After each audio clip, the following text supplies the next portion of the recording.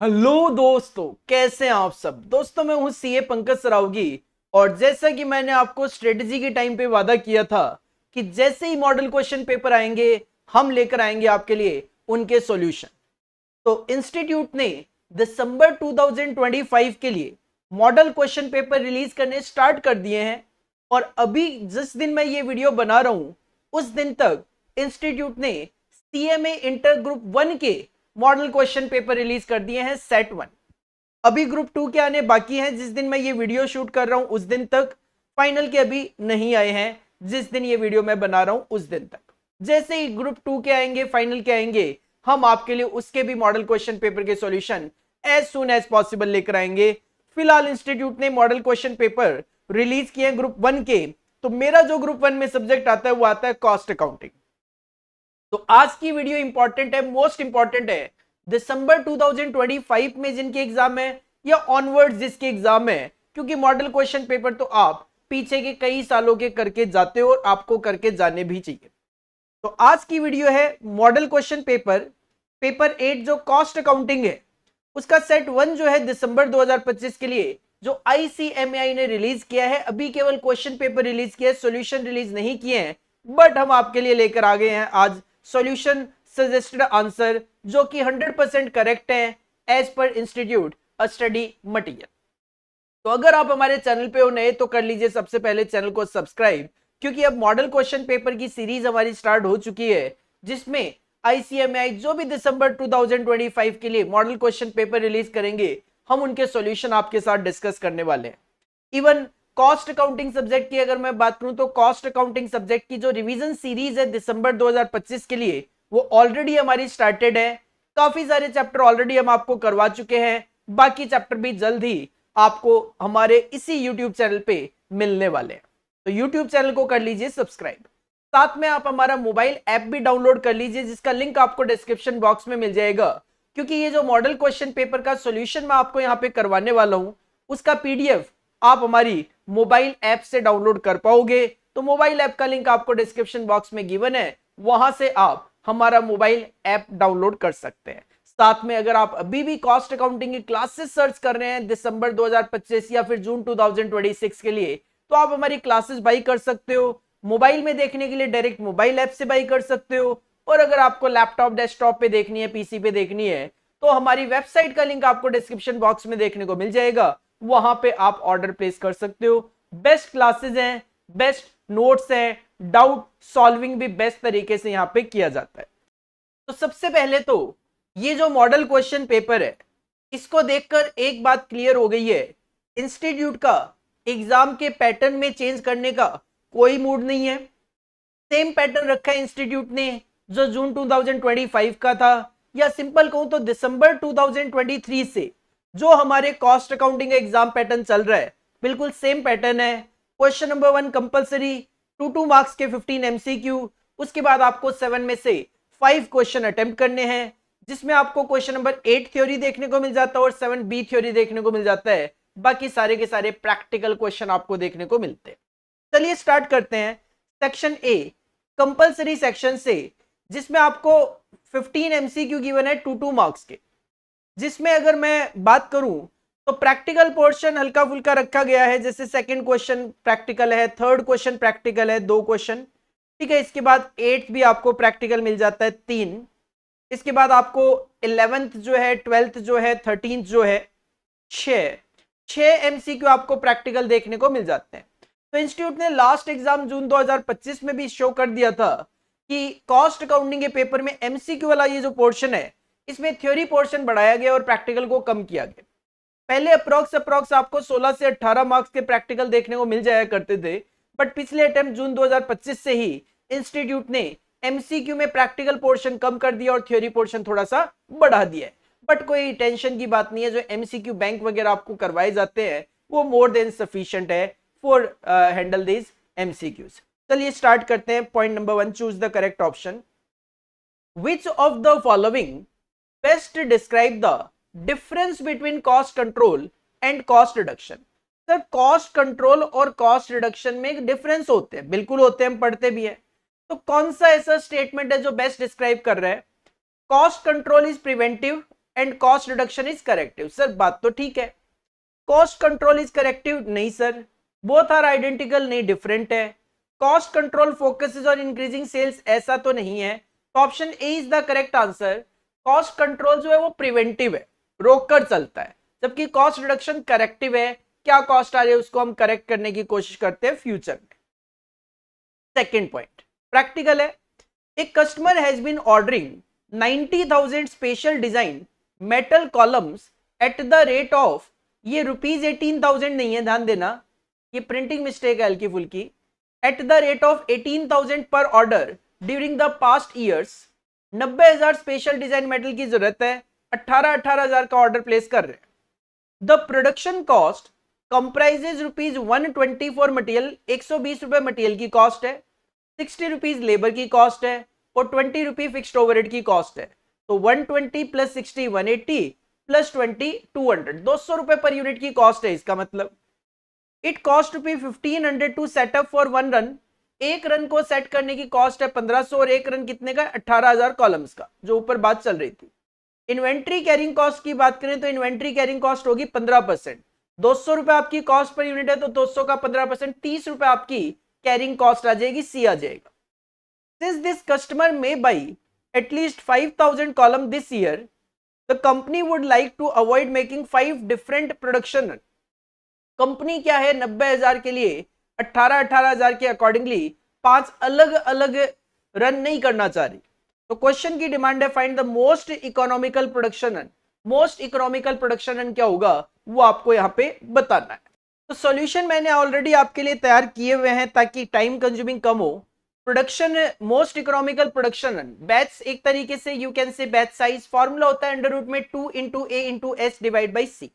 Under root में 2 into ए यहाँ पे एनुअल डिमांड है 90,000 की, इंटू एस सेटअप कॉस्ट है 1500 की और 15% कैरिंग कॉस्ट है तो 200 रुपए कॉस्ट पर यूनिट है तो 200 का 15%, 30 रुपए आपकी कैरिंग कॉस्ट है। तो इसको सॉल्व किया 3000 column will be your answer. Option B will be your correct answer, 3000 columns. तो सिंपल क्वेश्चन है, थोड़ा सा जो डेटा है ज्यादा गिवन है, हालांकि कोई दिक्कत होनी नहीं चाहिए क्योंकि ये आपके स्टडी मटेरियल का ही क्वेश्चन है। Next question number 3, during May 2025 there were 21 working days of 8 hours per day. 21 दिन है, 8-8 घंटे की वर्किंग है। The work force consist of 10 employees, 10 employees है, who all do the same work, सारे के सारे सेम तरीके का काम करते हैं। Due to problem in the production system and a machine breakdown 240 hours were recorded as idle time during the month. 240 घंटे का आइडल टाइम है। During May the work force produced 5400 units of output. Work force ने मिलकर 5400 unit आपको बनाकर दी है and the expected time मतलब स्टैंडर्ड टाइम पर यूनिट जो है वो 15 मिनट है। 15 मिनट का मतलब होता है 0.25 hour. Calculate the production volume ratio. Production volume ratio का फॉर्मूला होता है स्टैंडर्ड आवर्स अपॉन में total hours available. Standard hours की अगर मैं बात करूं तो आपको टाइम अलाउड था 0.25 आवर एक यूनिट के लिए और आपने 5400 यूनिट बनाई तो 5400 into 0.25 that will be your standard hours. Total hours availability की बात करें तो 21 वर्कर थे, 8 घंटे और 10 वर्कर थे। 21 दिन 8 घंटे 10 वर्कर थे तो 1680 घंटे टोटल टाइम की अवेलेबिलिटी है। तो अकॉर्डिंगली आप परसेंटेज में कैलकुलेट करोगे तो इट विल बी 80.36%। तो production volume ratio will be 80.36%। Again इस क्वेश्चन में भी फालतू डेटा काफी सारा गिवन है। यूजेबल आपके लिए केवल और केवल total hours available 21 into 8 into 10 और साथ में 5400 इंटू 0.25 ही आपके लिए रेलिवेंट डेटा है for the calculation of production volume ratio. हालांकि इसमें एफिशिएंसी रेशियो वगैरह भी कैलकुलेट हो सकते हैं, इस वजह से आपको अदरवाइज भी डेटा गिवन है, बट अपने को जब कैलकुलेट ही नहीं करना तो वो हमारे लिए इररिलेवेंट डेटा ही कहलाएगा। इसके बाद फिर से theory MCQ fourth one, maximum possible productive capacity of a plant when no operating time is lost, it is normal capacity, answer is no. Practical नहीं, theoretical yes, capacity based on sales. Sir जब आप maximum possible की बात करते हो जिसमें से कोई ऑपरेटिंग टाइम लॉस नहीं हो रहा तो वो थ्योरेटिकल कैपेसिटी कहलाती है, क्योंकि थ्योरेटिकल जो होता है वो मैक्सिमम कैपेसिटी को इंडिकेट करता है। C will be your correct answer. इसके बाद नेक्स्ट फिफ्थ वन थ्योरी है, which one of the following cost accounting standard deal with the principle and method of determining joint cost. Sir joint cost का cost accounting standard 19 होता है। D will be your correct answer, CAS 19। Next one, sixth, under the non integrated accounting system same ledger is maintained for cost and financial account by accountant. Sir नहीं, वो तो integrated में होता है। Separate ledger are maintained for cost and financial account. Sir yes, non integrated का specification यही है कि एक ऑर्गेनाइजेशन दो लेजर बनाती है, कॉस्टिंग के लिए अलग, फाइनेंशियल के लिए अलग। B will be your correct answer, B will be your correct answer. Next, seventh one, reconciliation। in reconciliation statement closing stock undervalued in financial account। Financial accounting में आपने क्लोजिंग स्टॉक कम दिखाया, under value किया। तो अगर आपने financial accounting में closing stock कम दिखाया तो आपका फाइनेंशियल अकाउंटिंग में प्रॉफिट भी कम आएगा, फाइनेंशियल अकाउंटिंग में प्रॉफिट भी कम आएगा। तो आप क्या करो, ऐड कर लो फाइनेंशियल प्रॉफिट में। A will be your correct answer, simple सी बात है, क्योंकि closing stock credit side item है। जब क्रेडिट साइड में फिगर कम दिखाओगे तो प्रॉफिट भी कम आएगा। प्रॉफिट कम है, रिकंसाइल करना है तो प्रॉफिट को बढ़ाना पड़ेगा। तो फाइनेंशियल अकाउंटिंग के प्रॉफिट को बढ़ा लो, ऐड कर लो उसके अंदर फाइनेंशियल प्रॉफिट में, अकॉर्डिंगली आपका कॉस्ट अकाउंटिंग के प्रॉफिट के साथ मैचअप हो जाएगा। A will be your correct answer. Next, eighth one, in a process 5000 units are introduce during a period. 5000 unit आपने इंट्रोड्यूस करी, 5% इनपुट इज नॉर्मल लॉस, इसमें से 5% तो नॉर्मल लॉस में चला गया, मतलब 250 तो लॉस ही होगी। Closing work in progress 60% complete is 625। 625 unit बची है आपके पास क्लोजिंग WIP में, जो कि 60% कंप्लीट है। तो 375 यूनिट तो ये हो जाएगी, 375 यूनिट्स तो ये हो जाएगी। और साथ में क्वेश्चन ने कहा 4125 हमने कंप्लीट कर दिया यूनिट, जो कि नेक्स्ट प्रोसेस में ट्रांसफर कर दी। तो इक्विवेलेंट प्रोडक्शन क्या होगा, तो ये 4125 तो एज इट इज आ जाएगी, 4125 एज इट इज आ जाएगी। और 625 आपके पास क्लोजिंग WIP में 60% कंप्लीट है। तो total answer will be 4500 units. 4500, B will be your correct answer, 4500 units.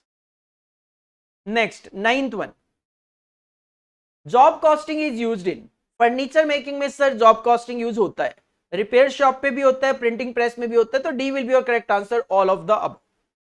Next, 10th one, hospital में कंपोजिट कॉस्ट यूनिट क्या चलती है per day. Sir per day तो कोई कंपोजिट कॉस्ट यूनिट ही नहीं है, पर बेड भी कोई कंपोजिट कॉस्ट यूनिट नहीं है, पर पेशेंट डे, एक पेशेंट के लिए एक दिन के लिए क्या कॉस्टिंग है, that is used in hospital. C will be your correct answer, per patient day. इसके बाद आपको 3 MCQ दे दिए प्रैक्टिकल। 11th वन, सिंपल है, कॉन्ट्रीब्यूशन है 3 लाख रुपए का, सेल है 15 लाख रुपए की, तो पीवी रेशियो क्या होगा।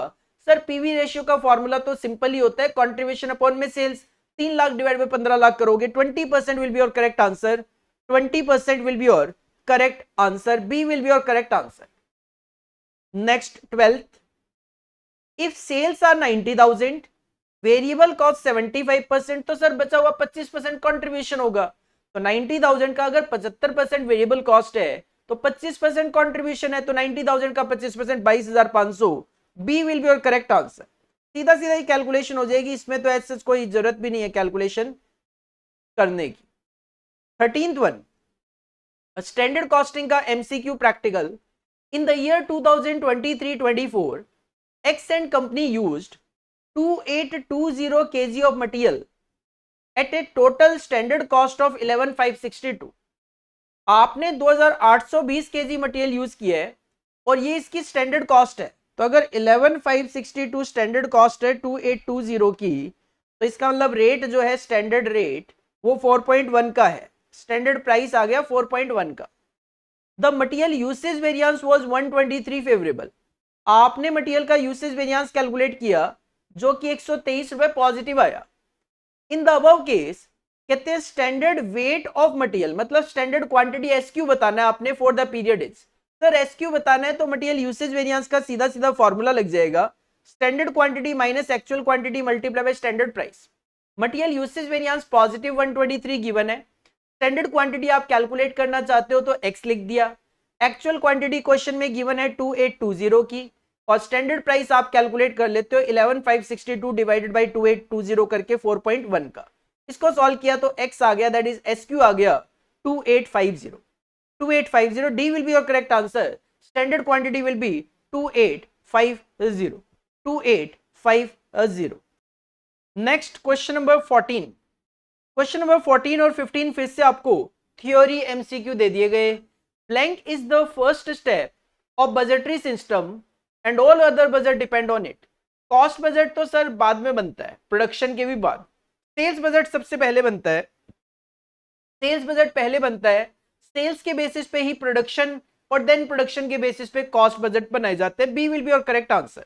और लास्ट वन है 15th is blank is also known as subsidiary ledger. तो मास्टर बजट जो है उसको सब्सिडरी लेजर भी बोला जाता है, क्योंकि मास्टर बजट जो है वो summary of all the functional budget होता है। तो A will be your correct answer, master budget. तो ये 15 एमसीक्यू गिवन है, जिसमें 6 एमसीक्यू आपको प्रैक्टिकल, तो बाकी 9 एमसीक्यू आपको थ्योरी देखने को मिल जाते हैं। और एग्जाम में भी आप ऑलमोस्ट ऐसा ही एक्सपेक्ट कीजिए कि 6 से 7 आपको प्रैक्टिकल एमसीक्यू और बाकी थ्योरी एमसीक्यू देखने को मिल जाते हैं। किस तरीके से एमसीक्यू की प्रिपरेशन करनी है, इसके लिए आप हमारा जो कॉस्ट अकाउंटिंग का स्ट्रेटेजी वीडियो था उसको बिल्कुल रेफर कीजिए, क्योंकि स्ट्रेटेजी वीडियो में बिल्कुल क्लैरिटी के साथ बताया गया है कि एमसीक्यू की कवरेज के लिए आपको क्या क्या पढ़ के जाना चाहिए। इसके बाद अगर मैं मॉडल क्वेश्चन पेपर के सेक्शन बी में आता हूं, बीच में एक बार रिमाइंडर दे दूं आपको कि ये जो मैं आपको आंसर यहां पे शो कर रहा हूं, इसका अगर आपको पीडीएफ डाउनलोड करना है तो डिस्क्रिप्शन बॉक्स में हमारी मोबाइल ऐप का लिंक गिवन है, आप मोबाइल ऐप डाउनलोड कर लीजिए।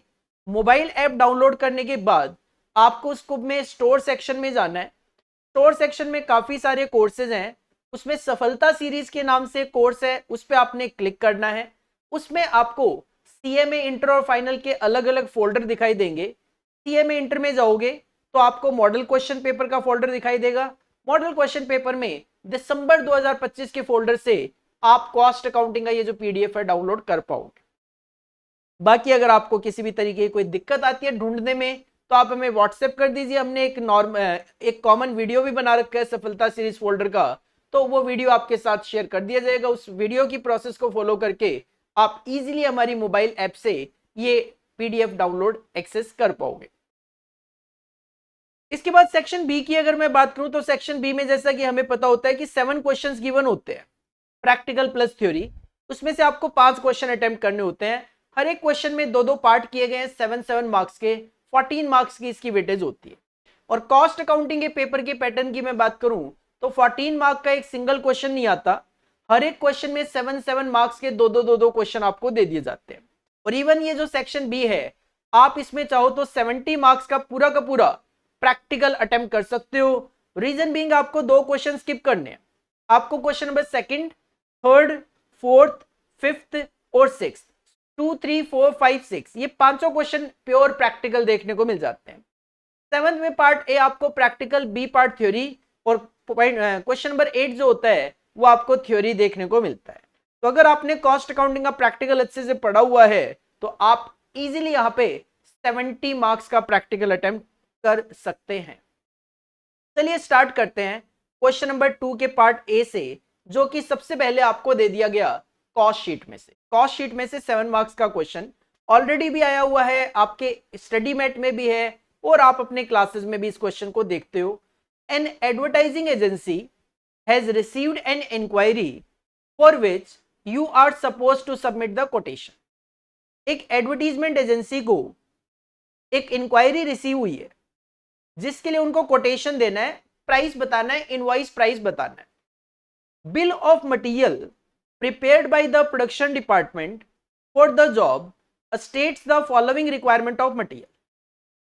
बिल ऑफ मटेरियल से इन्होंने देखा कि इन मटेरियल की जरूरत पड़ेगी। एक तो जरूरत पड़ेगी पेपर की, कितना सर, पेपर की 10 रिम चाहिए 1800 रुपए पर रिम के हिसाब से। तो सिंपल सी बात है, 1800 इंटू 10, 18,000 रुपए का तो मटेरियल लग जाएगा। सॉल्यूशन जैसा कि मैंने आपको कहा पहले से तैयार किए हुए हैं ताकि आप बहुत इजीली इन चीजों को अंडरस्टैंड कर सको। डायरेक्ट मटेरियल पेपर चाहिए 18,000 रुपए का, 1800 रुपए की एक रिम है, 10 रिम चाहिए। इंक और अदर प्रिंटिंग मटेरियल की जरूरत पड़ेगी 5,000 रुपए की, 5,000 रुपए इंक और अदर मटेरियल की जरूरत पड़ेगी। इसके अलावा बाइंडिंग मटेरियल चाहिए और अदर कंज्यूमेबल चाहिए 3,000 रुपए का, तो ये भी मटेरियल का पार्ट है, ये भी यहीं पे आ जाएगा। इसके अलावा क्वेश्चन का some photography is required for the job. इसके अलावा कुछ फोटोग्राफी वगैरह की जरूरत पड़ेगी। The agency does not have a photographer as an employee, और एजेंसी के पास अपना तो कोई एम्प्लॉय नहीं है जो फोटोग्राफी कर सके, तो it decides to hire one by paying ₹10,000 to him. तो 10,000 रुपए का एक बंदा हायर कर लेंगे फोटोग्राफी के लिए, लेबर का पार्ट होगा 10,000 रुपए का, डायरेक्ट लेबर में फोटोग्राफर के चार्जेस डाल देंगे 10,000 रुपए के। इसके बाद estimated job card prepared by production department specifies that services of following employ will be required for this job. Photographer के अलावा भी कुछ एम्प्लॉय चाहिए, एक तो आर्टिस्ट चाहिए जिसकी सैलरी 12,000 रुपए एक महीने की है, 80 घंटे के लिए चाहिए, ठीक है।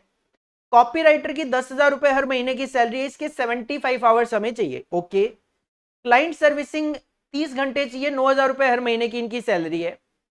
इसके अलावा एक प्राइमरी पैकिंग मटेरियल भी है, primary packing material will be required to the tune of 4,000, तो मटेरियल में ही ऐड कर देंगे 4,000 रुपए प्राइमरी पैकिंग, तो मटेरियल का खर्चा हो जाएगा 30,000 का। इसके अलावा production overhead 40% of direct cost लिखेंगे, बाद में लिखेंगे, while the selling and distribution overhead are likely to be 25% on production cost, जो प्रोडक्शन कॉस्ट आएगी उसका 25% आपको सेलिंग एंड डिस्ट्रीब्यूशन लिखना है, ठीक है। The agency expect A profit of 20% on the coated price, coated price मतलब जो सेल प्राइस है उसका 20% प्रॉफिट मार्जिन चाहिए, लिख देंगे लास्ट में। The agency works 25 days in a month and 6 hours a day, 25 दिन 6 घंटे, मतलब एक महीने का इनका मतलब है 150 घंटों से। इसका मतलब 12,000 रुपए जो एक महीने की सैलरी है, 12,000 रुपए सैलरी है 150 घंटों की, तो 80 घंटों की सैलरी कितनी हो जाएगी? 6400, 6400 आर्टिस्ट आ जाएगा। इसके अलावा कॉपीराइटर की सैलरी है 10,000 रुपए की, जो कि एक महीने की मतलब 150 घंटों की, तो 75 के लिए आ जाएगा ये 5,000 रुपए, 5,000 रुपए। सिमिलरली जो क्लाइंट सर्विसिंग है 9,000 रुपए पर मंथ सैलरी है, मतलब 150 आवर्स की, तो 30 आवर्स के लिए आ जाएगा 1,800 रुपए, 1,800 रुपए। इन सबके वर्किंग नोट भी यहाँ पे दिखाए हुए हैं, यहाँ पे वर्किंग नोट दिखाए हुए हैं 6,400 रुपए, 5,000 रुपए और 1,800 रुपए। बाकी सिंपल कैलकुलेशन है, आप चाहो तो ये वर्किंग नोट भी रेफर कर सकते हो, बाकी तो प्रोपोर्शनेट कैलकुलेशन आपको करनी है। आपने डायरेक्ट मटेरियल लिख लिया, डायरेक्ट लेबर लिख लिया, तो इसका टोटल आ जाएगा आपका, लेबर का टोटल आ गया 23,200, डायरेक्ट मटेरियल और लेबर का टोटल आ गया 53,200, प्राइम कॉस्ट आ गई। क्वेश्चन ने कहा था जो प्राइम कॉस्ट आएगी, डायरेक्ट कॉस्ट आएगी, उसका 40% प्रोडक्शन ओवरहेड लिखना है। तो सिंपल सी बात है, मेरी 53,200 की कॉस्ट है, तो इसका 40% 21,280 प्रोडक्शन ओवरहेड की कॉस्ट लिख दूंगा, तो ये मेरा फैक्ट्री ओवरहेड मतलब फैक्ट्री कॉस्ट आ गया। ये फैक्ट्री कॉस्ट ही आपका कॉस्ट ऑफ प्रोडक्शन भी है, क्योंकि पूरे क्वेश्चन में कोई एडमिन ओवरहेड वगैरह तो दिख नहीं रहा। तो क्वेश्चन ने कहा जो कॉस्ट ऑफ प्रोडक्शन आए उसका 25% सेलिंग एंड डिस्ट्रीब्यूशन लिख लेना। तो जो कॉस्ट ऑफ प्रोडक्शन है मेरी 74480, इसी का 25% 18,620 रुपए का सेलिंग एंड डिस्ट्रीब्यूशन ओवरहेड का खर्चा आ जाएगा। तो आपकी टोटल कॉस्ट आ गई 93,100। क्वेश्चन ने कहा कि प्रॉफिट चाहिए कोटेड प्राइस का 20%। अगर कोटेड प्राइस का 20% प्रॉफिट मार्जिन है, तो ये जो 93,100 है दैट विल बी इंडिकेट 80%, तो 100% sale value invoice price will be 116,375, और बैलेंसिंग फिगर में आप यहां पे 23,275 या फिर 116,375 का 20% लिखोगे तो 23,275 लिख सकते हो, और वर्किंग नोट में देखना चाहो तो वर्किंग नोट भी आप देख सकते हो। सिंपल क्वेश्चन है, ऑलरेडी आपने ये सेम क्वेश्चन करा हुआ होता है, तो किसी तरीके की कोई दिक्कत परेशानी इस क्वेश्चन में होनी आपको नहीं चाहिए। कॉस्ट शीट का ये क्वेश्चन था 7 मार्क्स की वेटेज के लिए, model question paper set 1 for December 2025। इसके बाद क्वेश्चन नंबर 2 के बी पार्ट में आपको मटेरियल कॉस्टिंग का क्वेश्चन अटैच किया गया। सेम क्वेश्चन आप अपनी क्लासेस में ऑलरेडी करके जाते हो। From the details given below calculate economic order quantity के साथ साथ आपको रीऑर्डर लेवल, मैक्सिमम लेवल और मिनिमम लेवल भी कैलकुलेट करना है। हम अपनी क्लासेस में जब क्वेश्चन करते हैं तो उसमें 5वीं रिक्वायरमेंट डेंजर लेवल भी करते हैं, लेकिन यहां पे नहीं पूछा इन्होंने। Reorder quantity that is economic order quantity is to be calculated on the basis of following information. Cost of placing a purchase order 20, ओ बता दिया 20 रुपए का। Number of unit to be purchased during the year 5,000, ए पता लग गया आपको। Purchase price per unit inclusive of transportation cost 50 है, जिसकी कोई रेलेवेंसी नहीं है, क्योंकि आपके पास स्टोरेज कॉस्ट पर यूनिट अलग से गिवन है 5 रुपए। अगर स्टोरेज कॉस्ट परसेंटेज में गिवन होता तो 50 का परसेंटेज अप्लाई करना पड़ता, अदरवाइज तो गिवन है तो आपको 50 रुपए की कोई रेलेवेंसी नहीं। लीड टाइम की बात करें तो एवरेज लीड टाइम 10 दिन का है, मैक्सिमम 15 दिन लेना है, मिनिमम आपको 6 दिन लेना है। इमरजेंसी परचेज के लिए 4 दिन गिवन है, बट डेंजर लेवल पूछा नहीं है तो इसकी कोई रेलेवेंसी है नहीं। फिर रेट ऑफ कंजम्पशन की बात करें तो एवरेज 15 यूनिट पर डे है और मैक्सिमम 20 यूनिट्स पर डे है, तो मिनिमम आपका 10 यूनिट कैलकुलेट होके आ जाएगा। सबसे पहले आप ईओक्यू की बात करते हो तो 2 into A into O divided by C, तो 2 into 5000 into 20 divided by 5 under root में करोगे, आपको सबसे पहले आपका रीऑर्डर क्वांटिटी पता लग जाता है। एनुअल कंजम्पशन 5000 है, ऑर्डरिंग कॉस्ट 20 है, कैरिंग कॉस्ट 5 रुपए, सॉल्व किया 200 यूनिट आपका आंसर आ गया रीऑर्डर क्वांटिटी का। इसके बाद अगर हम बात करें रीऑर्डर लेवल का फॉर्मूला होता है maximum consumption multiply by maximum lead time. Maximum lead time आपका 15 दिन का, मैक्सिमम कंजम्पशन की अगर बात करें तो रेट ऑफ कंजम्पशन मैक्सिमम है 20, तो 20 इंटू 15 300 यूनिट आपका रीऑर्डर लेवल आ गया।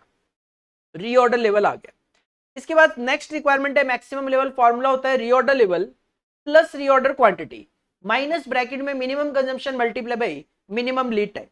रीऑर्डर लेवल आपने अभी अभी कैलकुलेट किया, that is 300 unit. Reorder quantity आप पहले ही कैलकुलेट कर चुके हो 200, माइनस में minimum consumption into minimum lead time. Sir average consumption अगर 15 यूनिट है, मैक्सिमम 20 है, तो आप एवरेज कंजम्पशन का फॉर्मूला अप्लाई कर सकते हो, minimum consumption plus maximum consumption divide by 2। Accordingly आपको 10 यूनिट यहां पे मिनिमम कंजम्पशन पता लग जाएगा, जो कैलकुलेशन यहां पे करीबी भी है। तो 10 विल बी और minimum consumption into minimum lead time given था आपके पास 6 दिन का। अकॉर्डिंगली मैक्सिमम लेवल का आंसर आ जाएगा 440 unit, 440 unit will be your answer. इसके बाद मिनिमम लेवल आपको चाहिए, तो मिनिमम लेवल का फॉर्मूला होता है रीऑर्डर लेवल माइनस में एवरेज कंजम्पशन इनटू में average lead time. Reorder level तो आपने 300 कैलकुलेट किया ही है, माइनस एवरेज कंजम्पशन 15 यूनिट और एवरेज लीड टाइम 10 दिन, तो 15 इंटू 10 माइनस करोगे तो 150 यूनिट आपका फाइनल आंसर आ जाएगा। डेंजर लेवल एडिशनल में कैलकुलेट करके दिया हुआ है, क्वेश्चन ने पूछा नहीं है आपका जो एमक्यूपी में है, बट नॉर्मली ये क्वेश्चन जहां पे भी देखा जाता है वहां पे पूछा जाता है, तो फॉर्मूला अप्लाई किया हुआ है average usage into lead time. Average consumption भी गिवन है, लीड टाइम इमरजेंसी भी आपके पास गिवन है, तो बाई चांस एग्जामिनर अगर आपसे डेंजर लेवल भी पूछे कैलकुलेट कर देना। बाकी यहाँ पे एमक्यूपी में जरूरत नहीं थी, आप नहीं भी कैलकुलेट करते हो चलता है यहाँ पे। तो क्वेश्चन नंबर 2 के पार्ट ए में कॉस्ट शीट और पार्ट बी में आपको मटेरियल कॉस्टिंग का क्वेश्चन दे दिया गया। नेक्स्ट क्वेश्चन की तरफ अगर बढ़े क्वेश्चन नंबर 3 की तरफ, तो क्वेश्चन नंबर 3 का जो पार्ट ए है वो ओवरहेड का जो मशीन आवर रेट का पार्ट होता है उसमें से ये क्वेश्चन दे दिया। सेम क्वेश्चन आप अपनी क्लासेस में करके जा रहे हो। The following particulars relate to a processing machine treating a typical material, you are required to calculate machine hour rate. Machine की कॉस्ट है 10,000 रुपए की, लाइफ है 10 साल की और स्क्रैप वैल्यू है 1,000। तो सर अगर आप डेप्रिशिएशन कैलकुलेशन के लिए जाएंगे तो 10,000 माइनस 1,000 डिवाइडेड बाई 10, 900 रुपए आपका डेप्रिशिएशन आ जाता है एक साल का। 900 रुपए आपका डेप्रिशिएशन आ जाता है एक साल का। अगर आप इसको डेप्रिशिएशन को मशीन एक्सपेंसेस में दिखाते हो तो ये 900 रुपए आपका डेप्रिशिएशन आ जाता है पूरे साल का। आवर्स की अगर मैं कैलकुलेशन कर लेंगे अभी, कोई दिक्कत नहीं है, आगे डेटा आएगा। ये रहा वर्किंग टाइम आपका 50 वीक्स ऑफ 44 आवर्स इज, तो टोटल आवर्स कितने हैं 2200 घंटे। टोटल आवर्स 2200 घंटे है जरूर, लेकिन 2200 घंटे आप काम नहीं कर रहे, रीजन बीइंग 200 घंटे तो मेंटेनेंस में चले जाते हैं, 200 घंटे तो मेंटेनेंस में चले जाते हैं, तो प्रोडक्शन आवर बचते हैं 2000। और साथ में क्वेश्चन ने कहा कि 5% ऑफ द प्रोडक्टिव टाइम हमारा सेटअप में चला जाता है, तो इस 2000 का 5% 100 घंटे आपके सेटिंग अप में चले जाते हैं, तो 1900 घंटे की ही इफेक्टिव वर्किंग है। तो 900 रुपए की कॉस्ट है 1900 घंटे के लिए, तो एक घंटे की कॉस्ट 0.47 यहां पे आ रही है। इसके बाद इलेक्ट्रिसिटी की कॉस्ट की बात करें तो एक घंटे में 16 यूनिट आप कंज्यूम कर जाते हो, 10 पैसे का रेट है, तो 16 इंटू 10 पैसा 1.6 पर आवर आपका पावर का खर्चा आ जाएगा, 1 रुपए 60 पैसा आपका पावर का खर्चा आ जाएगा। इसके अलावा केमिकल की जरूरत आपको वीकली बेसिस पे 20 रुपए की, 20 रुपए के केमिकल की जरूरत है आपको वीकली बेसिस पे, 20 रुपए की आपको केमिकल की जरूरत है वीकली बेसिस पे। और एज पर क्वेश्चन आप कितने वीक की बात कर रहे हो यहाँ पे 50 वीक, तो 50 इंटू 20 1000 रुपए का आपका केमिकल का खर्चा आ जाएगा, 1000 रुपए आपका केमिकल का खर्चा आ जाएगा। मेंटेनेंस कॉस्ट आती है पूरे साल में 1200 रुपए की, तो मेंटेनेंस कॉस्ट आपकी 1200 रुपए की आती है, 1900 घंटे है पूरे साल में, तो पर आवर 0.63 का खर्चा आपको यहां पे देखने को मिल जाता है। इसके अलावा 2 attendant control the operation of the machine together with 6 other machine. 2 attendant है जो इस मशीन के साथ साथ 6 दूसरी मशीनें भी देखते हैं। इनकी कंबाइंड वीकली वेजेस 140 है सर, 140 रुपए की वेजेस है दोनों के मिला के पर वीक, 50 वीक है, तो इनकी टोटल वेजेस बनती है 7000 रुपए। मशीनें कितनी हो गई, एक तो ये 6 और, तो 7 मशीनों के लिए 7000 है, तो एक मशीन के लिए 1000 रुपए का खर्चा अलॉट होके आएगा, एक मशीन के लिए 1000 रुपए का खर्चा अलॉट होके आएगा। और इसके अलावा departmental overhead allocated to this machine 2000 रुपए का खर्चा और है, तो वो 2000 रुपए का खर्चा भी ले लिया, तो टोटल स्टैंडिंग चार्जेस आए 4000।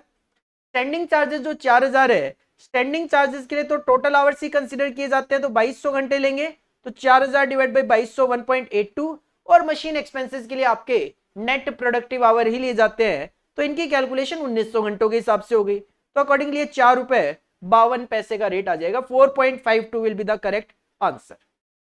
कुछ इस तरीके से आप ये मशीन आवर रेट जो है इसका सॉल्यूशन दे सकते थे। इसके अलावा क्वेश्चन नंबर 3 के बी पार्ट में आपको कॉस्ट अकाउंटिंग सिस्टम का जो रिकॉन्सिलिएशन का पार्ट है वो दिया गया है, जो कि नॉर्मली आपको पता ही है कि सर नॉन इंटीग्रेटेड, इंटीग्रेटेड और रिकॉन्सिलिएशन, इसमें reconciliation is the most important part from exam point of view. मैंने जब आपको कॉस्ट अकाउंटिंग स्ट्रेटेजी बताई थी दिसंबर 2025 के लिए, उसमें भी आपको बताया था रिकॉन्सिलिएशन के ही आने के chances exam point of view से ज्यादा रहते हैं। Question number 3B, during a particular year the auditors certify the financial account showing profit of 168। Financial accounting का प्रॉफिट है 168 का, फाइनेंशियल अकाउंटिंग का प्रॉफिट आपका 168 का, whereas the same as per costing books was coming out to be 2,40,000, और costing books का profit है 2,40,000 का, कॉस्टिंग बुक का प्रॉफिट है 2,40,000 का, तो हमें इसको रिकंसाइल करना है। सिंपल सी बात यह है, given the following information you are asked to prepare a reconciliation statement showing the reason for the gap। तो सर ये बना हुआ है trading and profit and loss account, मतलब फाइनेंशियल अकाउंटिंग, और कॉस्टिंग में क्या डिफरेंस है वो नीचे बताया गया। ओपनिंग स्टॉक दे दिया, परचेज दे दी, डायरेक्ट वेजेस दे दिया, फैक्ट्री ओवरहेड दे दिया, सेल्स दे दी, क्लोजिंग स्टॉक दे दिया, एडमिन एक्सपेंस, सेलिंग एक्सपेंस, इधर सन्ड्री इनकम दे दी। जिसमें सबसे पहले कॉस्टिंग कहता है कि book value of closing stock costing में 780 है, फाइनेंशियल में 750 है। हमने यहाँ पे फाइनेंशियल टॉप पे रखा है, तो फाइनेंशियल के बारे में सोचते हैं। सर फाइनेंशियल अकाउंटिंग में क्लोजिंग स्टॉक आपने कम दिखाया 30,000 का, जब फाइनेंशियल अकाउंटिंग में क्लोजिंग स्टॉक 30,000 का कम दिखाओगे तो फाइनेंशियल अकाउंटिंग का प्रॉफिट भी 30,000 से कम आया, तो उसको 30,000 से बढ़ा दो, ऐड कर लो 30,000 रुपीज, ऐड कर लो 30,000 rupees over valuation of closing stock in cost account लिख दो, चाहे under valuation of closing stock in financial लिख दो, 30,000 रुपए यहां पे ऐड हो जाएगा, 780 minus 750। Second point, factory overhead costing में आपने लिखा है 189,800, फाइनेंशियल में लिखा है 210, तो फाइनेंशियल अकाउंटिंग में आपने फैक्ट्री ओवरहेड का खर्चा ज्यादा लिखा है 210 माइनस 189,800, 20,200 से। जब आपने फाइनेंशियल में 20,200 से खर्चा ज्यादा लिखा तो प्रॉफिट हो गया कम, ऐड कर लो 20,200 रुपए, ऐड कर लो 20,200 रुपए under recovery of factory overhead, 210 minus 189,800। Next transaction, third one, sundry income costing में ली नहीं, फाइनेंशियल में आपने ले ली। अब अगर फाइनेंशियल में आपने 5,000 रुपए की एक इनकम ले ली तो इससे आपका प्रॉफिट बढ़ गया, माइनस कर दो 5,000 रुपए, कॉस्टिंग इक्वल हो जाएगा, माइनस कर दो 5,000 रुपए, sundry income not considered in cost accounting के नाम से। Next transaction, total absorption of direct wages, आपने कॉस्टिंग में डायरेक्ट वेजेस लिखी है 246, फाइनेंशियल में लिखी है 230। फाइनेंशियल में आपने डायरेक्ट वेजेस का खर्चा कम लिखा 16,000 से, जब खर्चा कम लिखा तो प्रॉफिट बढ़ गया, तो उसको कम कर दो 16,000 से, माइनस कर दो 16,000 रुपए over recovery of wages in cost account, 246 minus 230। Next transaction, admin expenses are covered at 3% of selling price, costing में आपने एडमिन एक्सपेंस सेलिंग का 3% लिखा है, सेल्स है 34,65,000 रुपए, इसका 3% अगर कैलकुलेट करूं तो ये आता है 103,950, ये आता है 103,950।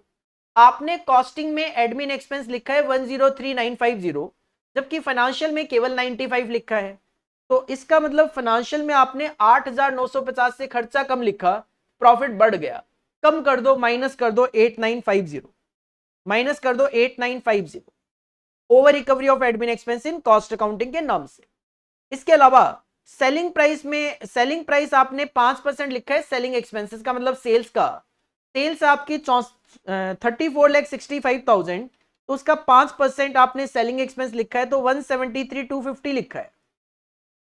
ये लिखा है 173,250, जबकि फाइनेंशियल में ये 225 है, तो फाइनेंशियल में आपने ये खर्चा ज्यादा लिखा है 51,750 से। फाइनेंशियल में खर्चा ज्यादा लिखा तो प्रॉफिट हो गया कम, तो उसको बढ़ा दो, ऐड कर दो 51,750, ऐड कर दो 51,750। तो ऐड होने वाले आइटम का टोटल 101,950, माइनस होने वाले आइटम का टोटल 29,950, तो it will be equal to cost accounting profit 2,40,000। Concept आपके क्लियर होने चाहिए। रिकॉन्सिलिएशन का क्वेश्चन आप कोई भी सॉल्व कर सकते हो। अगर किसी भी चैप्टर का कॉन्सेप्ट को लेकर आपको दिक्कत है, आप हमारी क्लासेस बाई कर सकते हो, अदरवाइज आप हमारे रिवीजन लेक्चर जो है उनकी भी हेल्प ले सकते हो। इसके बाद थर्ड के बाद अगर क्वेश्चन नंबर 4 में देखता हूं, तो फिर से वही दो पार्ट कर दिए यहाँ पे, 4A और 4B। 4A में आपको सर्विस कॉस्टिंग का क्वेश्चन दिया गया है, ऑपरेटिंग कॉस्टिंग, और पार्ट बी में आपको कॉन्ट्रैक्ट कॉस्टिंग का क्वेश्चन दिया गया है। क्वेश्चन नंबर 4A काफी ज्यादा easy question, service costing, operating costing, transport costing का question. A transport service company is running 5 buses between two towns which are 50 kilometers apart. दोनों के बीच में डिस्टेंस कितना है? 50 किलोमीटर का। Seating capacity of each bus is 50 passenger. Seating capacity है 50 passenger की, 50 passenger बैठ सकते हैं। The following particulars are obtained from their books for April 2025। Driver, conductor और क्लीनर की वेजेस है 2,40,000 रुपए, 2,40,000 रुपए। ऑफिस स्टाफ की सैलरी है 1,00,000 रुपए, ऑफिस स्टाफ की सैलरी है 1,00,000 रुपए। Diesel oil and other oil का खर्चा है 3.5 लाख रुपए, जो कि रनिंग एक्सपेंसेस में आ जाएगा 3.5 लाख रुपए। इसके अलावा 80,000 रुपए रिपेयर एंड मेंटेनेंस भी रनिंग चार्जेस में लिखते हैं, तो 80,000 रुपए running repair and maintenance. Taxation insurance का खर्चा 1,60,000 रुपए स्टैंडिंग में आ जाएगा। डेप्रीशिएशन 2,60,000 स्टैंडिंग में लिख सकते हो आप, 2,60,000। इंटरेस्ट 2,00,000 रुपए, इंटरेस्ट 2,00,000 रुपए, और डेप्रीशिएशन आपका 2,60,000। टोटल है 13,90,000 रुपए, टोटल है इन दोनों का 13,90,000 रुपए। क्वेश्चन की डिमांड क्या है? पैसेंजर कैरिड जो है वो 75% ही रहेंगे, 50 की कैपेसिटी जरूर है, लेकिन 75% ऑक्यूपेंसी है। All buses run on all days of the month, मतलब 30 दिन चलती है महीने में। ईच बस made 1 round trip per day, एक दिन में एक ही राउंड ट्रिप लगाएंगे। Calculate the cost per passenger पर किलोमीटर। तो सिंपल सी बात है, 50 किलोमीटर का एक साइड का डिस्टेंस है, तो इंटू 2 करोगे तो 100 किलोमीटर का एक राउंड हो गया। डेली बेसिस पे अगर आप राउंड करोगे तो 30 दिन हो गए, तो 100 इंटू 30, 3,000। और ऐसी आपके पास 5 बसेज है, और पैसेंजर की बात करें तो 50 का 75%। तो अगर मैं पैसेंजर किलोमीटर कैलकुलेट कर रहा हूं तो ये 562,500 आता है। कैलकुलेशन आप नीचे यहां पे देख सकते हो, 5 बसेज है, 50 किलोमीटर एक साइड, तो आना जाना करोगे तो मल्टीप्लाई बाय 2। 50 पैसेंजर, 75% कैपेसिटी, और 30 दिन, 562,500। 13,90,000 को डिवाइड करेंगे 562,500 से, तो पर पैसेंजर किलोमीटर खर्चा आएगा 2.471। This is the simple and correct answer of question number 4A। काफी ज्यादा सिंपल था। और क्वेश्चन नंबर 4B जो है एस्केलेशन का क्वेश्चन, कॉन्ट्रैक्ट कॉस्टिंग का। इस तरीके के आप 2-3 क्वेश्चन अपनी क्लासेस में करके जाते हो, इवन सेम फिगर का क्वेश्चन भी आपको क्लासेस में करवाया हुआ है। Nirvana limited under 2K contract for ₹50 lakh, 50 lakh रुपए कॉन्ट्रैक्ट का प्राइस है। 1 अप्रैल 2024 को ये कॉन्ट्रैक्ट आपने लिया। ऑन 31 मार्च 2025, एक साल के बाद, when the accounts of the company were closed, the following details about the contract were gathered। आप कॉन्ट्रैक्ट अकाउंट बनाते हो तो उसमें सबसे पहले मटेरियल परचेज आ जाएगा 10 लाख रुपए। कॉन्ट्रैक्ट अकाउंट में मटेरियल आ जाएगा 10 लाख रुपए का। वेजेस पेड है 4.5 लाख रुपए की, और वेजेस एक्रूड भी है इसमें 50,000 रुपए की, तो दोनों का एडिशन करके 5 लाख रुपए आपका वेजेस का एक्सपेंस आ जाएगा, क्योंकि वेजेस एक्रूड आप क्या करते हो, ऐड कर लेते हो।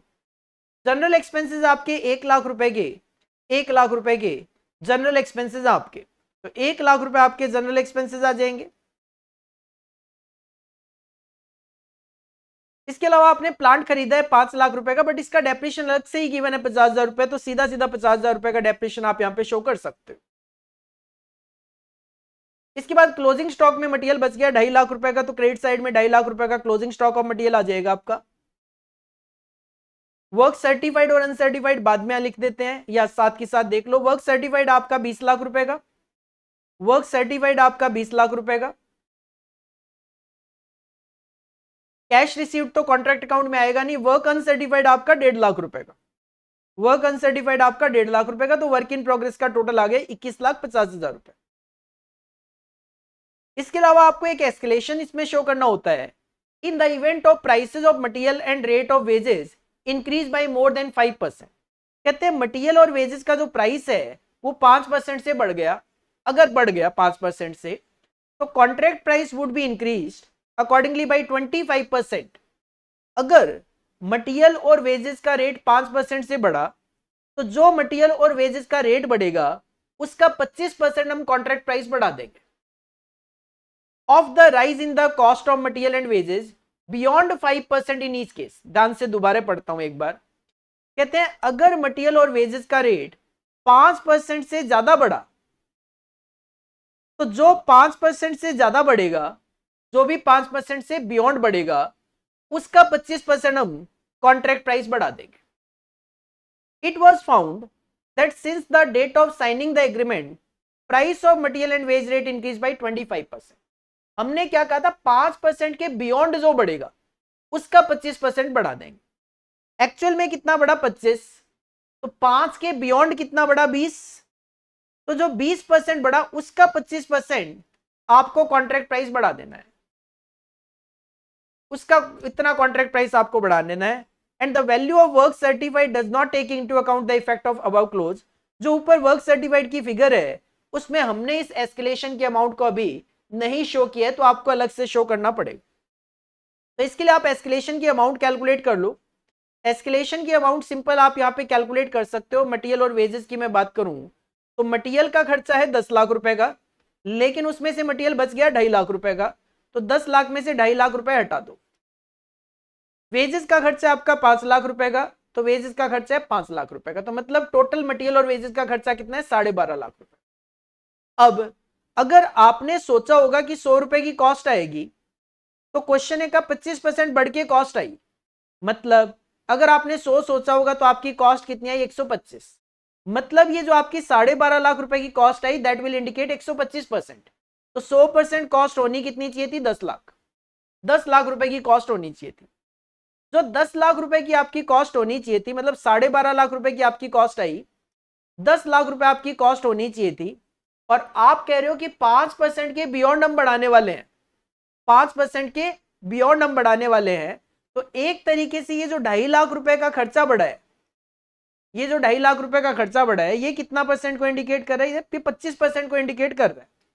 तो अगर ये 25% को इंडिकेट कर रहा है 2.5 लाख रुपए, क्योंकि क्वेश्चन ने कहा है 25% बढ़ा, तो अगर 2.5 लाख रुपए 25% को इंडिकेट कर रहा है, 12.5 माइनस 10 लाख, 2.5 लाख रुपए अगर 25% को इंडिकेट कर रहा है, तो 5% कितना होगा, 50,000 रुपए।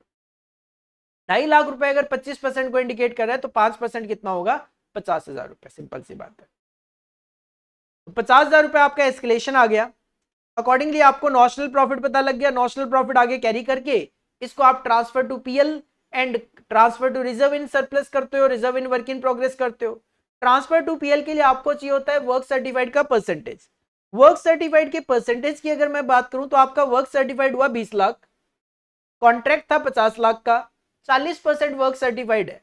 और 40% वर्क सर्टिफाइड के केस में फॉर्मूला होता है 1/3 of notional profit multiply by cash received upon में work certified. 1/3 of notional profit, notional profit आया आपका 8 लाख रुपए। कैश रिसीव्ड की अगर मैं बात करूं तो कैश रिसीव्ड आपको हो चुका है 15 लाख, वर्क सर्टिफाइड है 20 लाख रुपए का। इसको सॉल्व किया, ये 20,50,000 हो गया, क्योंकि 20 लाख रुपए तो वर्क सर्टिफाइड था और 50,000 रुपए आपका ये अमाउंट बढ़ गया, तो 20,50,000 हो गया, तो ये 195,122 आ जाएगा, 195,122 आ जाएगा। तो 8 लाख में 195,122 चला जाएगा प्रॉफिट एंड लॉस में, बचा हुआ आपका रिजर्व में रह जाएगा। तो इस तरीके से आप अपने एस्केलेशन के क्वेश्चंस को सॉल्व कर लिया करते हैं। ये था आपका क्वेश्चन नंबर 4B। इसके बाद क्वेश्चन नंबर 5 की तरफ बढ़ते हो, तो क्वेश्चन नंबर 5 का पार्ट ए आपको प्रोसेस कॉस्टिंग में से और पार्ट बी जो है वो आपको स्टैंडर्ड कॉस्टिंग में से दे दिया गया। सिंपल सिंपल से यहाँ पे क्वेश्चन आपको देखने को मिल रहे हैं। Question number 5 part a process costing. The product of A manufacturing unit passes through two distinct processes. From the past experience, the incidence of wastage is ascertained as under। Process ए में इनका मानना है 2% का लॉस होगा और process B में 10% का normal losses given है, क्योंकि पास्ट एक्सपीरियंस है इनका। In each case the percentage of wastage is computed on the number of unit entering the process concerned. Simple को इनपुट पे लगाना है। The sales realisation of wastage in process A and process B are ₹25 पर 100 unit. Process ए में wastage का जो rate है वो है 25 रुपए 100 यूनिट के लिए, मतलब 25 पैसा, और प्रोसेस बी में 50 रुपए 100 यूनिट के लिए, मतलब 50 पैसा। The following information is obtained for the month of April 2025। 40,000 units of crude material were introduced in process A. Cost है इसकी 16,000। तो जब सबसे पहले आप प्रोसेस ए अकाउंट बनाओगे तो इसके अंदर सबसे पहले आप 40,000 यूनिट मटेरियल की इंट्रोड्यूस करोगे, जिसकी कॉस्ट है 16,000। तो 16,000 डिवाइड बाई 40,000 करके यहाँ पे आपका 40 पैसे का मटेरियल का रेट आ जाएगा। ठीक है, इसके बाद आगे प्रोसेस ए देखता हूं, तो 16,000 का अदर मटेरियल लगा दिया, 16,000 का अदर मटेरियल शो कर दो। इसके बाद लेबर का खर्चा 9,000 आ जाएगा, डायरेक्ट एक्सपेंस 8,200 आ जाएगा। सर बिल्कुल ठीक बात है, हमने ऊपर पढ़ा था कि प्रोसेस ए में आपको 2% लॉस लेना है, 2% लॉस लेना है। तो अगर आपने 40,000 यूनिट इंट्रोड्यूस करी है तो इसका 2% 800 यूनिट जो है वो आप स्क्रैप में डाल दोगे। 25 पैसे का इसका रेट है, तो 200 रुपए आपको यहाँ पे रियलाइज हो जाना है, 200 रुपए आपको यहाँ पे रियलाइज हो जाना है।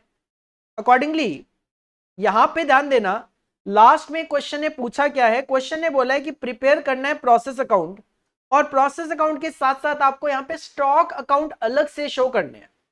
तो इस वजह से आपको यहाँ पे स्टॉक वगैरह ना दिखा के सीधा सीधा यहाँ पे बाई बैलेंस सीडी दिखा दिया। 40,000 में से 800 माइनस कर दिया, 39,200 आ गया।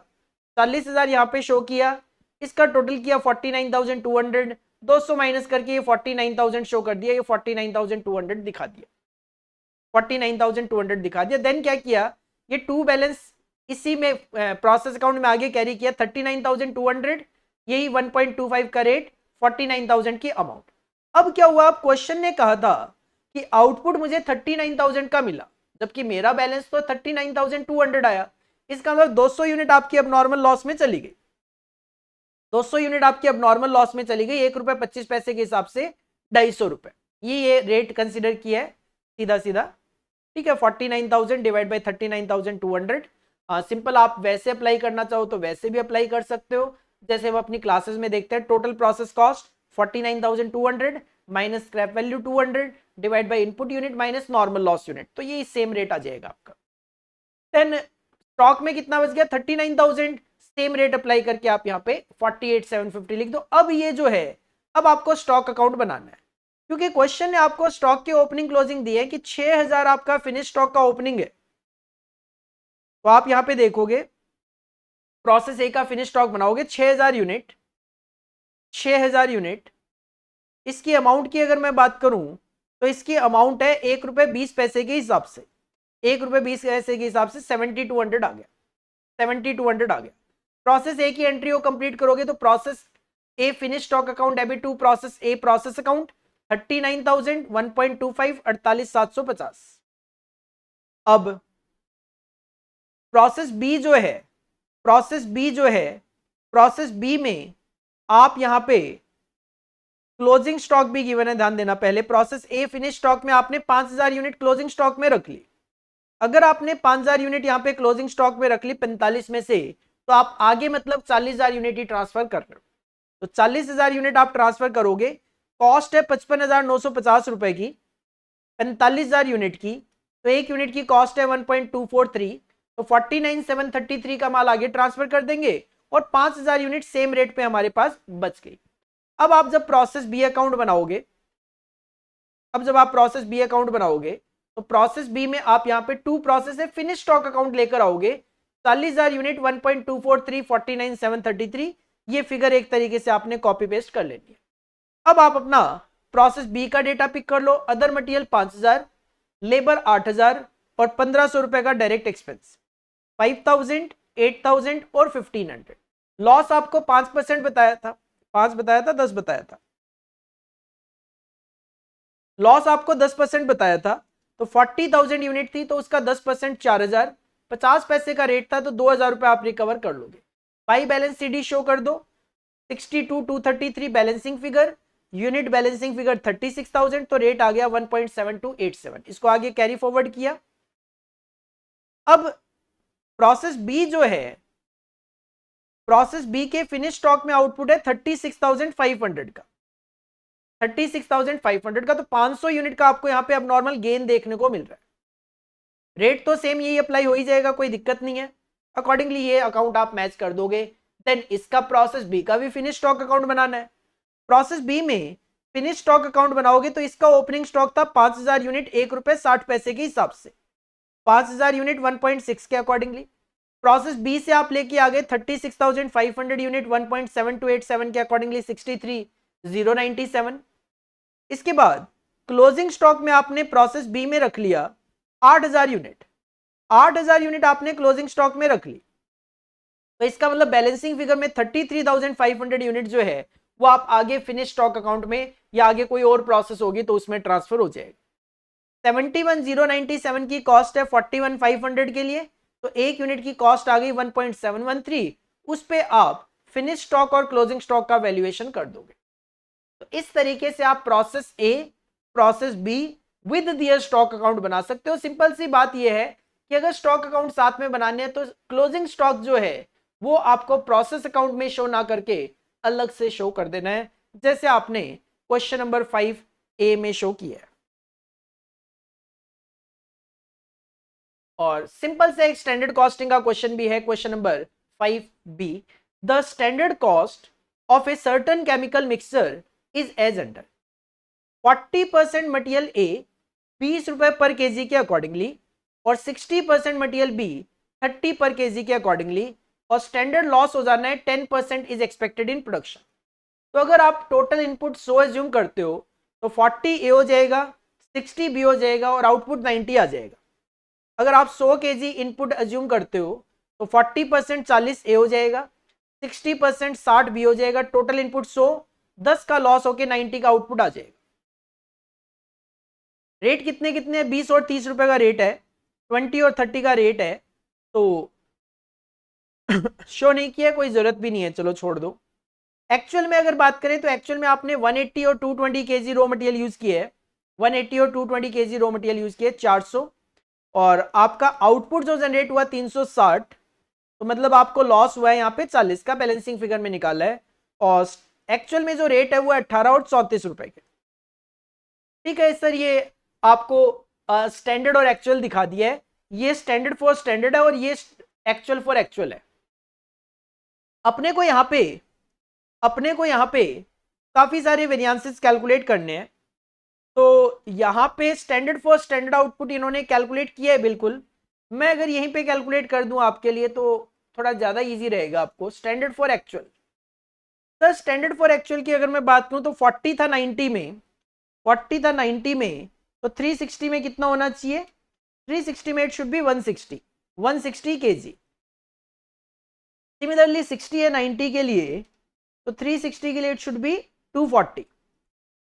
ये आपको स्टैंडर्ड फॉर एक्चुअल आउटपुट की क्वांटिटी पता चल गई 160 और 240 की। ठीक है, बाकी तो डेटा सीधा सीधा लिख देंगे, कोई दिक्कत वाली बात है नहीं। मटेरियल कॉस्ट वेरिएंस आपको कैलकुलेट करना है, तो मटेरियल कॉस्ट का फॉर्मूला होता है standard cost minus actual cost. आपने अभी अभी क्वांटिटी कैलकुलेट करी है स्टैंडर्ड फॉर एक्चुअल की, रेट है 20 रुपए और 30 रुपए का स्टैंडर्ड, तो 160 इंटू 20 ₹3200 की कॉस्ट आ जाती है ए के लिए, 240 की क्वांटिटी है, बी की ₹60 का रेट है, तो 14,400, तो स्टैंडर्ड कॉस्ट आ जाती है आपकी 3200 प्लस 14,400, ₹17,600। एक्चुअल कॉस्ट की अगर मैं बात करूं तो 180 is the quantity, 18 is the rate, 3240, and 220 is the quantity eight the rate of 34, 7480। तो एक्चुअल जो कॉस्ट आ जाती है आपकी वो आ जाती है 10,720 रुपए। फॉर्मूला होता है standard cost minus actual cost, तो 17,600 माइनस 10,720, ये आ जाएगा आपका 6,880 material cost variance, 6,880 material cost variance. Sir गड़बड़ हो गई कुछ? बिल्कुल हो गई होगी, कोई बात नहीं, एक बार चेक कर लेते हैं।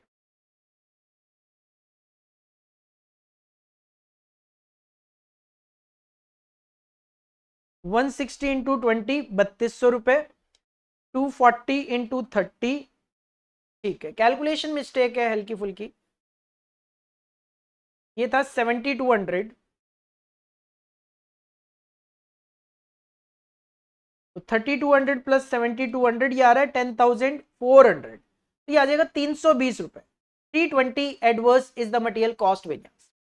सेकंड रिक्वायरमेंट की अगर बात करें तो सेकंड रिक्वायरमेंट है क्वेश्चन में आपको मटेरियल का प्राइस वेरिएंस निकालना है।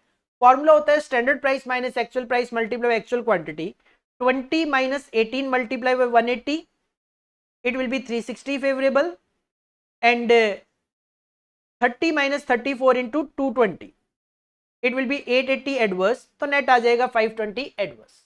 नेक्स्ट रिक्वायरमेंट आपकी मटेरियल यूसेज वेरिएंस, फॉर्मूला होता है standard quantity 160 minus 180 into 20, 400 adverse, and 240 minus 220 into 30, it will be 600 favourable, नेट आ जाएगा 200 फेवरेबल।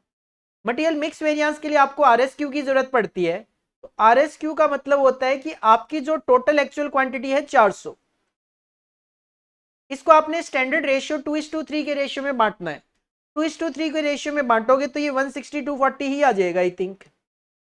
400 को अगर 2:3 के प्रोपोर्शन में आप डिस्ट्रीब्यूट करोगे, दैट इज 40% और 60% करोगे, तो ये 160 और 240 ही आ जाएगा।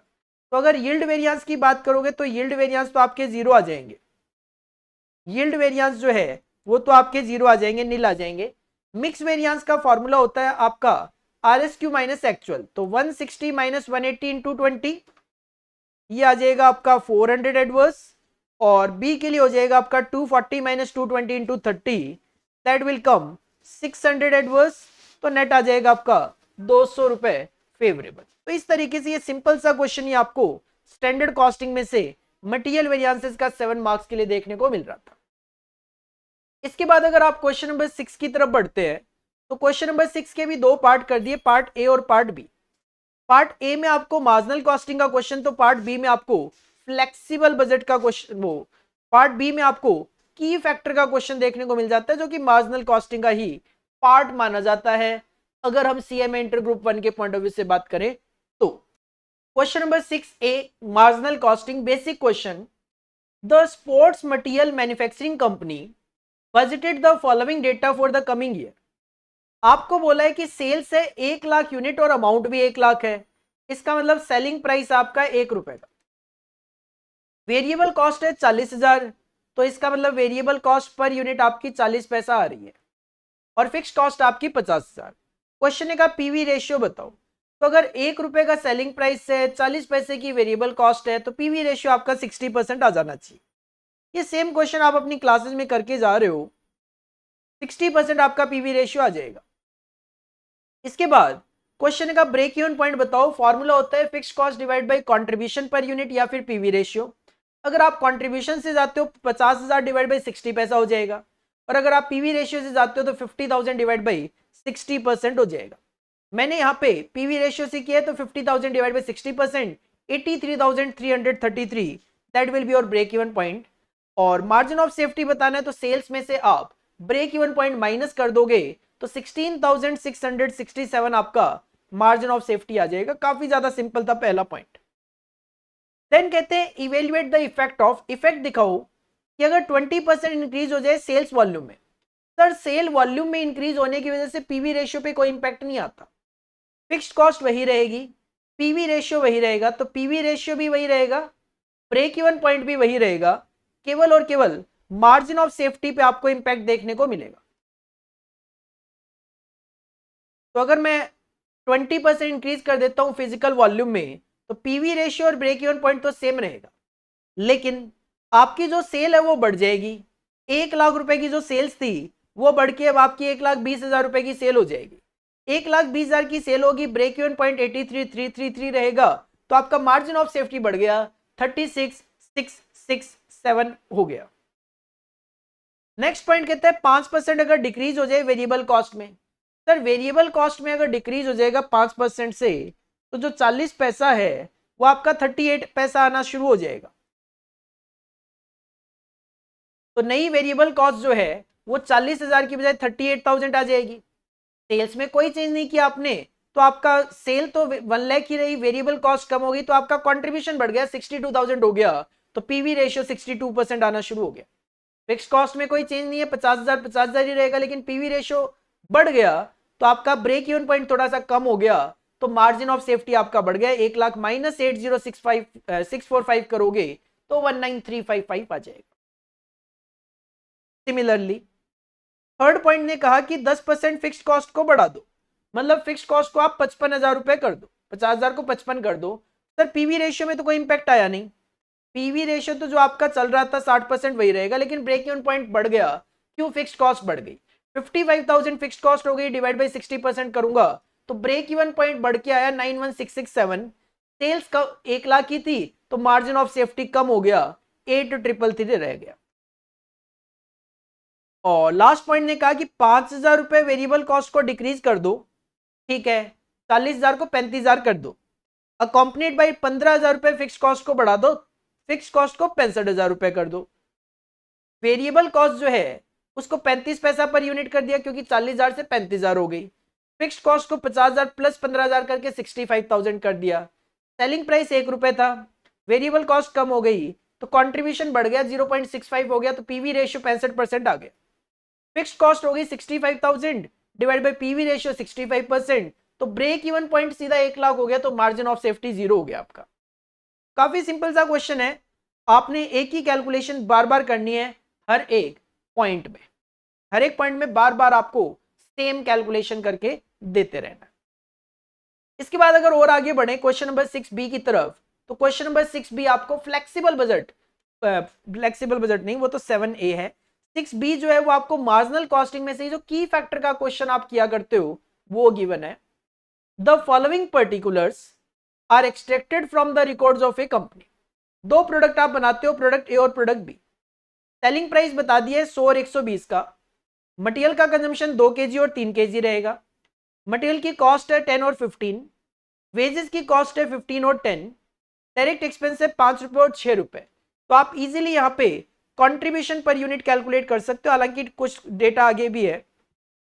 मशीन आवर्स है 3 और 2 घंटे। ओवरहेड एक्सपेंस में फिक्स्ड कॉस्ट 5 और 10 रुपए, वेरिएबल भी है 15 और 20, और डायरेक्ट वेजेस का जो रेट है पर आवर 5 रुपए है।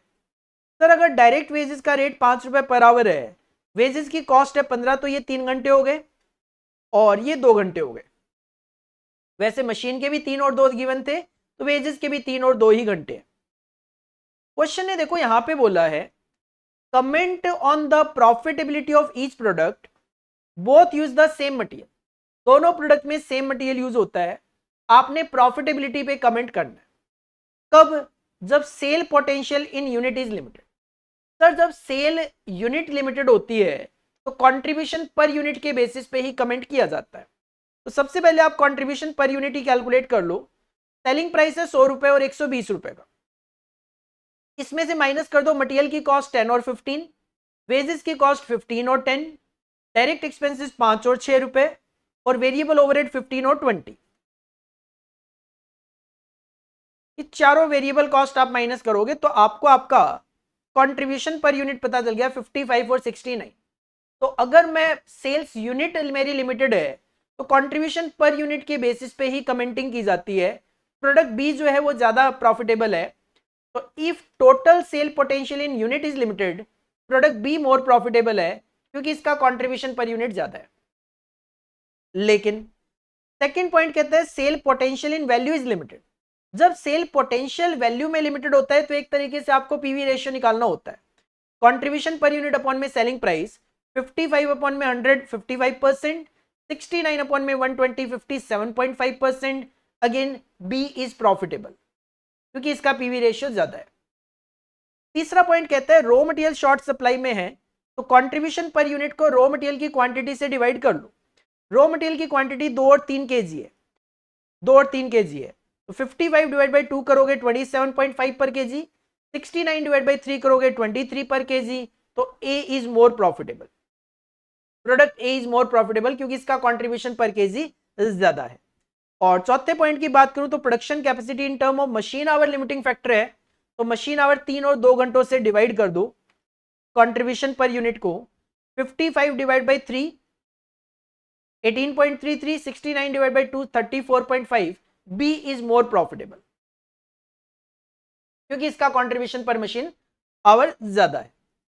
इसके बाद सेकंड पॉइंट ने कहा अज्यूम करो कि रॉ मटेरियल हमारा लिमिटिंग फैक्टर है और हमारे पास रॉ मटेरियल की अवेलेबिलिटी 10,000 केजी। किसी भी प्रोडक्ट को आप 3500 यूनिट से ज्यादा नहीं बना सकते तो आपको प्रोडक्ट मिक्स बताना है। तो हमने अभी अभी बात करी कि जब हमारा रॉ मटेरियल की फैक्टर होता है तो प्रोडक्ट ए मोर प्रॉफिटेबल है तो पहले मैं ए बनाऊंगा और उसके बाद मैं बी बनाऊंगा। तो जब मैं पहले ए बनाऊंगा, ए की 3500 यूनिट बनाऊंगा तो ए की एक यूनिट को बनाने के लिए रॉ मटेरियल लगता है 2 केजी। तो 7000 केजी रॉ मटेरियल में मैं इसमें कंज्यूम कर जाऊंगा। 3500 यूनिट में इसकी बनाऊंगा, 7000 केजी में इसमें कंज्यूम कर जाऊंगा। मेरे पास टोटल कितना है 10,000 तो बचा हुआ 3000 केजी मैं बी में यूज करूंगा। बी की एक यूनिट को बनाने के लिए 3 केजी लगेगा तो 3000 केजी में आप 1000 यूनिट बना लोगे। ठीक है, इसका मतलब ए की 3500 यूनिट बनेगी और बी की 1000 यूनिट बनेगी।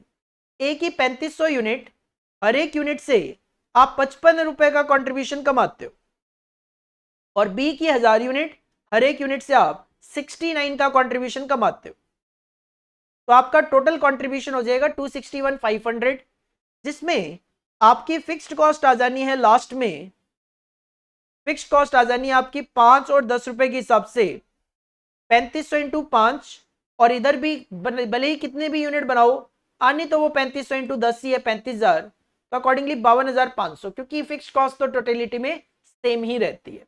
तो 2,09,000 रुपए आपका प्रॉफिट आ जाएगा। फिक्स्ड कॉस्ट जो है मैक्सिमम कैपेसिटी पे हम यहाँ पे कंसिडर करते हैं मार्जिनल कॉस्टिंग में। अब्जॉर्प्शन कॉस्टिंग में जितनी यूनिट आप बनाते हो उसके हिसाब से अब्जॉर्ब कर लिया जाता है। तो ये की फैक्टर का क्वेश्चन भी आपको करवाया जाता है। इजी आपके लिए, अगर आपने की फैक्टर का टॉपिक पढ़ा हुआ है तो बहुत इजीली इस तरीके के क्वेश्चन को आप अटेम्प्ट कर जाते हो। और एक लास्ट प्रैक्टिकल क्वेश्चन की मैं बात करूं, क्वेश्चन नंबर 7A, तो ये आपको बजट एंड बजटरी कंट्रोल में फ्लेक्सिबल बजट का क्वेश्चन गिवन है। A factory engaged in manufacturing plastic toys is working at 40% capacity और 10,000 टॉय बना रही है। अगर 40% कैपेसिटी पे 10,000 टॉय बन रहे हैं इसका मतलब आपकी टोटल कैपेसिटी है 10,000 डिवाइड बाई 40% 22,500 यूनिट बनाने की।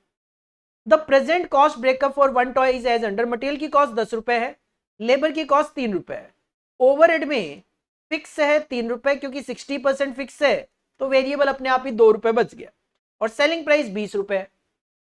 If it is decided to work the factory at 50% capacity, 50% capacity पे जाओगे तो 12,500, 10,000 डिवाइड बाई 40% करें तो 25,000 आपकी टोटल कैपेसिटी है। 50% पे जाओगे तो 12,500। सेलिंग प्राइस आपका 3% से गिर जाएगा, 20 रुपए को 3% से कम कर देंगे 19 रुपए 40 पैसा आ जाएगा। 90% कैपेसिटी पे काम करोगे तो सेलिंग प्राइस 5% से कम करना पड़ेगा, 20 रुपए को 5% से कम करोगे तो 19 रुपए हो जाएगा। भाई ये similar fall in the price of material. जब आप 50% कैपेसिटी पे काम करोगे तो मटेरियल भी 3% से गिर जाएगा, जब 90% कैपेसिटी पे काम करोगे तो मटेरियल भी 5% से गिर जाएगा। 10 रुपए को 3 और 5% से कम करना है। You are required to prepare statement showing the profit और लॉस। आपको 40, 50 और 90 पे दिखाना है। 40 तो जो एग्जिस्टिंग है वो, 50 और 90 पे आपको शो करना है। तो ठीक है, आप 4 कॉलम में कैलकुलेशन दिखाओगे इंक्लूडिंग पर्टिकुलर्स। 40% पे 10,000 यूनिट है तो 10,000 डिवाइड बाई 40 इंटू 50 करूं तो 12,500 आता है। 10,000 डिवाइड बाई 40 इंटू 90 करूं तो 22,500 आता है। सेलिंग प्राइस की अगर बात करें तो सेलिंग प्राइस आपका अभी 20 रुपए चल रहा है, लेकिन 3% कम करोगे तो 19 रुपए 40 पैसा हो जाएगा और 5% कम करोगे तो 19 रुपए हो जाएगा। यूनिट्स को सेलिंग प्राइस से मल्टीप्लाई करोगे, आपको आपकी सेल वैल्यू पता लग गई। मटेरियल की अगर मैं बात करूं तो मटेरियल फिलहाल तो 10 रुपए के हिसाब से लगेगा, मटेरियल फिलहाल तो 10 रुपए के हिसाब से लगेगा, तो 1 लाख। लेकिन अगर 50% कैपेसिटी पे आओगे तो 10 रुपए नहीं रहना, ये 3% से कम होकर 9.7 हो जाएगा, और 9.7 को 12,500 से मल्टीप्लाई करोगे तो इट विल कम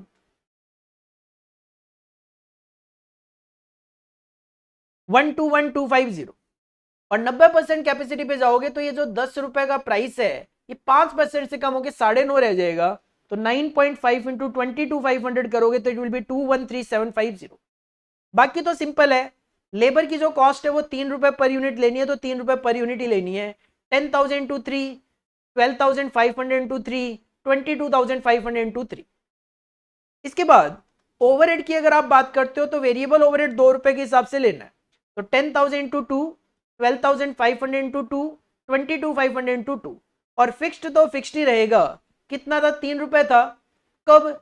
जब आप 10,000 यूनिट बना रहे थे, तो मतलब 30,000 रुपए था, तो वो 30,000 रुपए आप 30,000 रुपए ही कंसिडर करोगे। बीच में यहाँ पे वेरिएबल कॉस्ट का टोटल कर दिया है, वेरिएबल कॉस्ट में फिक्स्ड कॉस्ट का टोटल करोगे, टोटल कॉस्ट आ जाएगी, और सेल में से टोटल कॉस्ट माइनस करोगे, आपको आपका प्रॉफिट मिल गया। और क्वेश्चन की डिमांड यहाँ पे प्रॉफिट की ही है।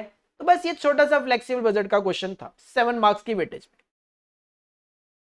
इसके बाद आपके पास थ्योरी क्वेश्चन है जिसमें 7B में objective and function of cost accounting standard board पूछा है। तो मैंने इसका सॉल्यूशन आपको दे दिया यहां पे। जैसा कि मैंने आपको बोला कि आप ये जो पीडीएफ है ये आप हमारी मोबाइल ऐप से डाउनलोड कर सकते हो। तो ऑब्जेक्टिव ऑफ सीएसबी और फंक्शन ऑफ सीएसबी दोनों दे दिए। क्वेश्चन नंबर 8 में मैं बात करूं तो फाइनेंशियल अकाउंटिंग और कॉस्ट अकाउंटिंग का डिफरेंस आपको 4 नंबर के लिए पूछा है। मैंने यहाँ पे फाइनेंशियल अकाउंटिंग और कॉस्ट अकाउंटिंग का डिफरेंस आपको 9 बता दिए हैं, बट 4 नंबर में 9 मत लिख के आना। 4 नंबर में मैक्सिमम टू मैक्सिमम कोई भी 5 डिफरेंस आप लिख के आ सकते हो। पॉइंट नंबर बी में आपको कॉस्ट बतानी है कि लेबर टर्नओवर की वजह से क्या क्या कॉस्ट इनकर होती है। तो मैंने यहाँ पे 5 कॉस्ट आपको बता दी है, तो लेबर टर्नओवर का मीनिंग लिख के ये 5 कॉस्ट आप एग्जाम में मेंशन कर सकते हो। और लास्ट में आपको जॉब कॉस्टिंग के एडवांटेजेस पूछे हैं, तो जॉब कॉस्टिंग के एडवांटेजेस भी आपको यहाँ पे 1 2 3 4 5 6 7 बताए हुए हैं, बट 5 नंबर की वेटेज में 5 पॉइंट जो है वो सफिशिएंट माने जाते हैं। तो इन 7 में से कोई भी 5 पॉइंट जो है वो आप यहां पे मेंशन कर सकते हो। तो ये कॉस्ट अकाउंटिंग का model question paper set 1 institute ने रिलीज किया है दिसंबर 2025 के लिए, जिसका मैंने यहां पे आपको फुल फ्लेज सॉल्यूशन दे दिया। इजी था, सारी की सारी वैरायटीज ऑफ क्वेश्चन आप ऑलरेडी करके जाते हो एग्जाम पॉइंट ऑफ व्यू से। इसी तरीके का अगर एग्जाम का क्वेश्चन पेपर भी आता है तो आप अच्छा स्कोर कर सकते हो। मॉडल क्वेश्चन पेपर मैंने आपको पहले भी बोला है, दिसंबर 25 के जो आ रहे हैं वो तो करने ही करने हैं, पीछे के 3-4 अटेम्प्ट के मॉडल क्वेश्चन पेपर भी जरूर करो। दिसंबर 2023 से आपके एग्जाम का पैटर्न चल रहा है सेम, तो दिसंबर 23, जून 24, दिसंबर 24, जून 25 और दिसंबर 25, ये 5 मॉडल क्वेश्चन पेपर आपको जरूर जरूर जरूर करके जाने हैं। लास्ट में यही कहना चाहूंगा, अगर आपके लिए ये वीडियो बेनिफिशियल था तो सबसे पहले कर दीजिए दोस्तों के साथ शेयर, साथ में कर दीजिए लाइक प्रेस बटन, और अगर पीडीएफ डाउनलोड करना है तो डिस्क्रिप्शन बॉक्स में हमारी मोबाइल ऐप का लिंक गिवन है, वहां से आप पीडीएफ डाउनलोड कर सकते हो। पीडीएफ डाउनलोड करने में कोई दिक्कत आती है तो आप हमें व्हाट्सएप कर सकते हो। एक वीडियो हमने बना रखा है, वीडियो का लिंक आपके साथ शेयर कर देंगे ताकि आप इजीली पीडीएफ डाउनलोड कर पाओगे। और अगर आप अभी भी कॉस्ट अकाउंटिंग की क्लासेस सर्च कर रहे हो दिसंबर 25 और जून 26 के लिए, best classes are available at our mobile app for mobile. अगर आपको मोबाइल में क्लासेस देखनी है, तो लैपटॉप पे, डेस्कटॉप पे, पीसी पे देखनी है, तो आप हमारे वेबसाइट पे लिंक, वेबसाइट का लिंक डिस्क्रिप्शन बॉक्स में गिवन है, वेबसाइट पे आप अपना ऑर्डर प्लेस कर दीजिए। This is all about for today. मिलते हैं नेक्स्ट वीडियो में। और रिवीजन लेक्चर हमारे चल रहे हैं कॉस्ट अकाउंटिंग के, उनको बिल्कुल भी मिस मत कीजिएगा। Thank you, bye bye and all the best for your exam. Thank you.